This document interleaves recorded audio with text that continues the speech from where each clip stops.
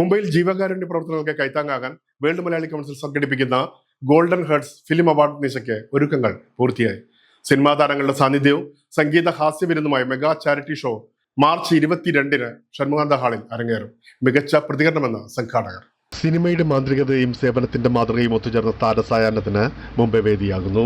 സന്നദ്ധ സംഘടനയായ world Malayali council Mumbai province ഒരുക്കുന്ന താരവിരുന്ന് മാർച്ച് 22 ഞായറാഴ്ച ഷൺമുഖാനന്ദ ഹാളിൽ അരങ്ങേറും. മലയാള സിനിമയിലെ പ്രമുഖരുടെ നീണ്ട നിര തന്നെ താരനിശയിൽ പങ്കെടുക്കും. WMC ചാരിറ്റി പ്രോഗ്രാമായ ഗോൾഡ് ഹാർട്ട് ബീറ്റ്സ് ഞായറാഴ്ച ഷൺമുഖാനന്ദ ഹാളിൽ നടക്കുകയാണ്.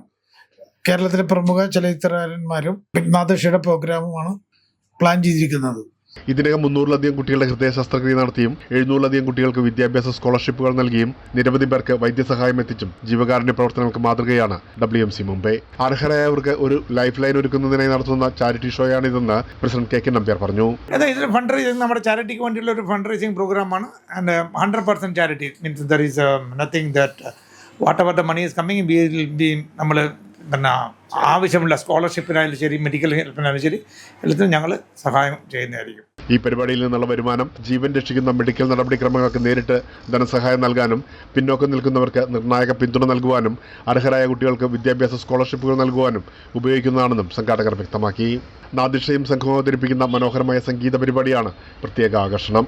മഹാരാഷ്ട്രയിലെ ഏറ്റവും പുതിയ വാർത്തകളും വിശേഷങ്ങളുമായി എല്ലാ ശനിയാഴ്ച വൈകിട്ട് 4:30 കൈരളി ന്യൂസിൽ.